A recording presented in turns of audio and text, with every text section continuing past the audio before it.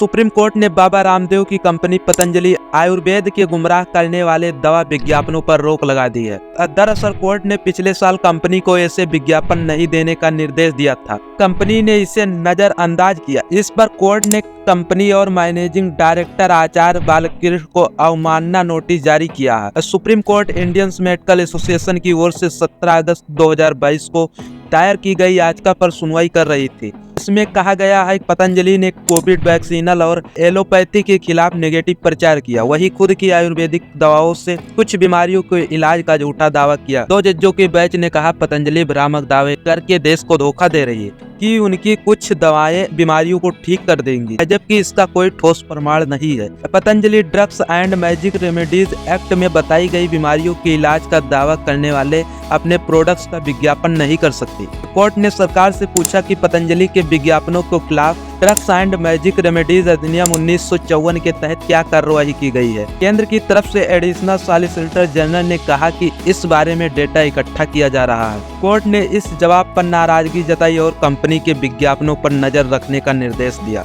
इसके अलावा 22 नवंबर 2023 को पतंजलि के सीईओ बालकृष्ण के साथ योग गुरु बाबा रामदेव की एक प्रेस कॉन्फ्रेंस के बारे में भी बताया। पतंजलि ने इस विज्ञापनों में मधुमेह और अस्थमा को पूरी तरह से ठीक करने का दावा किया था। ये प्रेस कॉन्फ्रेंस सुप्रीम कोर्ट की सुनवाई के ठीक एक दिन पहले की गई थी। 21 नवंबर 2023 को हुई सुनवाई में जस्टिस अमानुल्लाह ने कहा था सभी भ्रामक दावों वाले विज्ञापनों को तुरंत बंद करना होगा। कोर्ट ऐसे किसी भी उल्लंघन को बहुत गंभीरता से लेगा और हर एक प्रोडक्ट के झूठे दावे पर 1 करोड़ रुपए का जुर्माना लगा सकता है। रामदेव बाबा ने दावा किया कि उनके प्रोडक्ट प्रोनिल और स्वासारी से कोरोना का इलाज किया जा सकता है। इसके अलावा भी पतंजलि अपने कुछ अन्य प्रोडक्ट्स को लेकर विवादों में रही। 2015 में कंपनी ने इंस्टेंट टाटा नूडल्स लॉन्च करने से पहले food safety and regulatory authority of India से लाइसेंस नहीं लिया।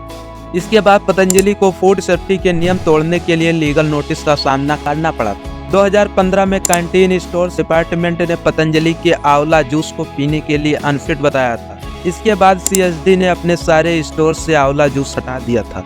2015 में ही हरिद्वार में लोगों ने पतंजलि घी में फंगल्स और अशुद्धियां मिलने की शिकायत की थी। 2018 में भी FSSAI ने पतंजलि को मेडिसिनल प्रोडक्ट किलो घनवटी पर 1 महीने आगे की मैन्युफैक्चरिंग डेट लिखने के लिए फटकार लगाई थी। कोरोना के अलावा रामदेव बाबा कई बार योग और पतंजलि के प्रोडक्ट से कैंसर, एड्स और होमोसेक्सुअलिटी तक ठीक करने के दावों को लेकर विवादों में रहे हैं। इसके पहले हुई सुनवाई में तत्कालीन चीफ जस्टिस NV रमन्ना ने कहा था बाबा रामदेव अपनी चिकित्सा प्रणाली को लोकप्रिय बना सकते हैं, लेकिन उन्हें अन्य प्रणालियों की आलोचना क्यों करनी चाहिए। हम सभी उनका सम्मान करते हैं। उन्होंने योग को लोकप्रिय बनाया, लेकिन उन्हें अन्य प्रणालियों की आलोचना नहीं करनी चाहिए। सुप्रीम कोर्ट ने तब बाबा रामदेव द्वारा सही स्थापित और हर्बल उत्पादों में कारोबार करने वाली कंपनी को कई बीमारियों के इलाज के लिए अपनी दवाओं के बारे में विज्ञापनों में झूठे और भ्रामक दावे करने के खिलाफ चेतावनी दी थी। Supreme court Indian medical association की याचिका पर सुनवाई कर रही है, जिसमें टीकाकरण अभियान और आधुनिक दवाओं के खिलाफ बाबा रामदेव द्वारा बदनामी का अभियान चलाने का आरोप लगाया गया है। सुप्रीम कोर्ट का आदेश आने के बाद पतंजलि फूड्स लिमिटेड ने अपनी सफाई में बताया कि सुप्रीम कोर्ट की जो टिप्पणियां आई है वो पतंजलि फूड्स लिमिटेड से संबंधित नहीं है। PFL एक स्वतंत्र लिमिटेड कंपनी है जो केवल एडिबल ऑयल और FMCG के क्षेत्र में काम करती है। सुप्रीम कोर्ट की टिप्पणी का असर पतंजलि फूड्स लिमिटेड के नियमित व्यवसाय संचालन या वित्तीय प्रदर्शन पर कोई असर नहीं पड़ता। इसके लिए आपका क्या कहना है कमेंट सेक्शन में जरूर लिखिएगा और ऐसे अमेजिंग इंफॉर्मेटिव वीडियोस के लिए लाइक, सब्सक्राइब और अपने दोस्तों को साथ जरूर शेयर करना। मिलते हैं किसी और वीडियो में। जय हिंद।